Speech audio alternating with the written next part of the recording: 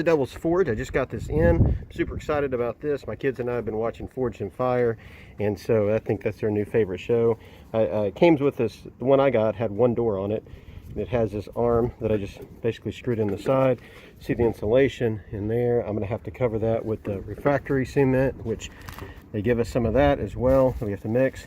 Here's some insulation to go into the holes in the top for the burners go. I really like this one because it has a spacer in here between the burners, and I think maybe it would be a lot more rigid than some of the other ones I found on eBay. The shipping was very, very quick. I mean, it was less time than what they expected. I expected it to be in. Here's the regulator. You get a hose. You also get fire brick as well, a brush even to put this on, and then also a pair of tongs, which, you know, they're cheap, but it looked like they'll work. So anyways, we're going to check it out. What I'm going to do first, though, is there is this insulation. There's holes that line up with the holes in the top for the burner. So we need to make sure that the holes inside here are lined up. And then I'm going to get this all straight. And then I'm going to put some of that refractory cement. And I think that has to cure for about 24 hours. I put this on here. And actually, this spacer bar here, it sits flush. The burners sit flush underneath here, just using the spacer bar, so it can't be any easier than that. I lined up the insulation on the inside, and I'm going to also put this around here before I use this cement to seal the insulation. What I ended up having to do is, actually I just used one of these and I just started tearing it apart and shoving it down up in here, and it's kind of messy, so you want to make sure you do this outside. Also make sure you wear a mask or something, because it says you're not supposed to breathe this stuff. So anyways, cram these down here. I'm going to tighten the bolts up, make sure it's centered. Also, another thing is that there's a cutoff here, and so the gas line comes in through here and then it goes to different burners. This side, this is the cutoff, it cuts it off from this side. So this one is, there's no cutoff other than the main tank. So the whole point is you want this burner toward the front of the forge, so that way you can just, if you're just doing a small knife or something, you could just use one burner instead of turning both burners on. So I have this all tucked in here, and I'm going to use the cement now and coat the inside. All right, I mix this up about this consistency. It tells you how much water you're supposed to put in there, but I just kind of eyeballed it, and I did fill these up over here. Now I kind of got a little bit soupy, so it kind of go down there and kind of work in the top here. So we're going to see how that works. I'm going to clean it up later. I try to clean it up with my glove, and I made a bigger mess than before. So anyways, I'm going to paint this stuff on the inside and make sure I get all the edges, because it's kind of fraying on the edges, and paint it up. I'm going to start in the middle and then work my way out. I've seen some of the guys, they start here, well then they get it all over their arms when they stick their arm in. So I would start in the middle and then work your way out on both ends. All right, I made a mess, but I covered this with the cement. I went ahead and put the fire bricks in just because I think I wanted it to be flush in there.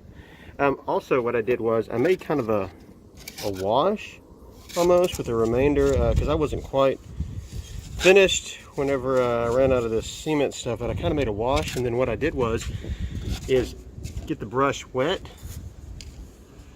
and was kind of smoothing it out over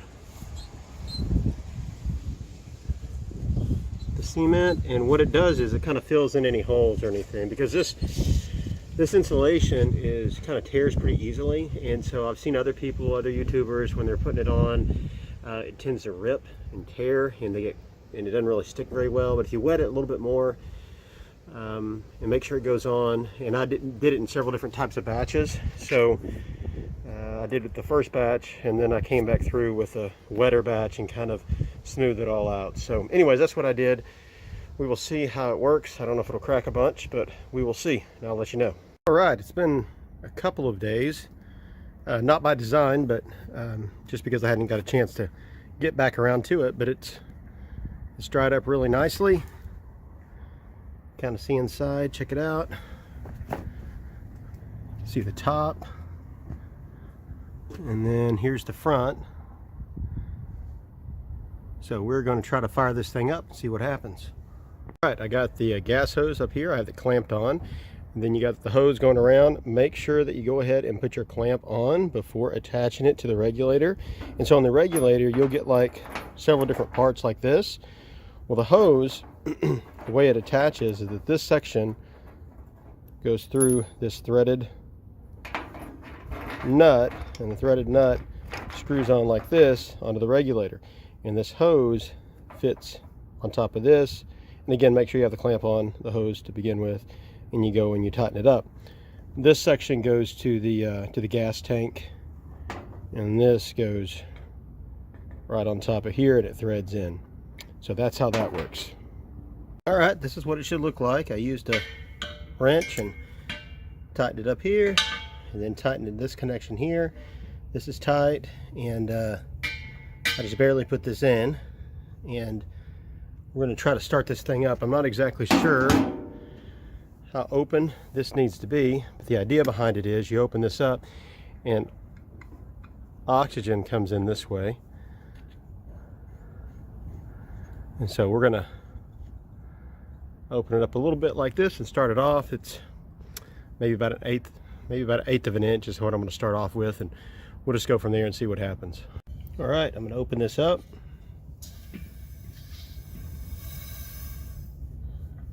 To all the way out, all the way out closes it. So you have to tighten it up to open it up a little bit.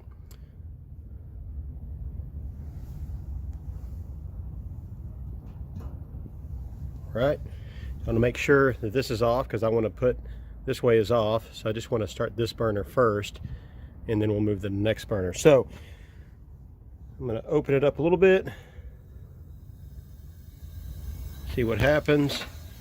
Use my lighter. Whoa! That shot out quick, didn't it? Wow, check that out. That was good. Wow, that looks great. That looks awesome. I'll let it get heated up a little bit. We're going to open up the other one and see what happens real quick.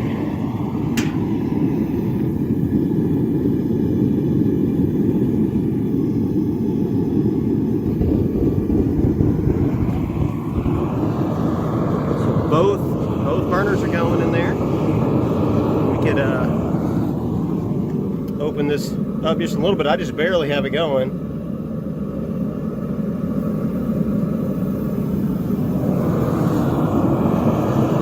It's getting really hot in there.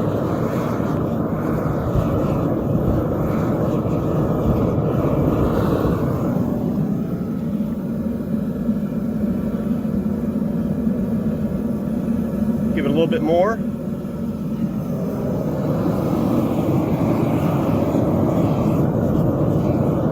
Yeah, that's really going good right now. And again, I only have it open about an eighth of an inch, so you don't want to put your hands up next to it because it's hot right now. You want to make sure that this hose is out of the way also.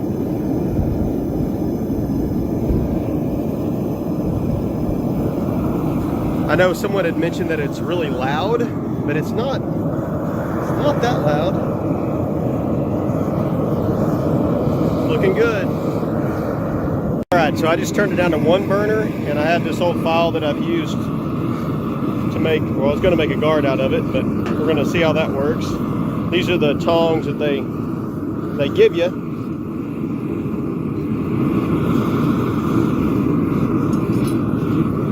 We'll see how that heats up.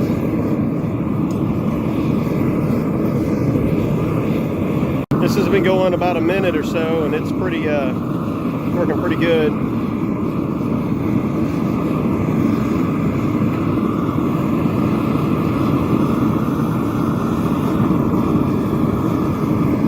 Overall, I'm really well pleased. Looks pretty good. All right, it's going good. It's a little bit darker, so you can kind of see the flame coming out. This is just one burner going. You can see it's getting really, really hot. All right, it's gotten a little bit darker. This is how much fire is coming out just with one burner. See that inside there? Doing a really good job. I just forged a little knife out of a file. Here's the back door. Again, this is just with one burner going.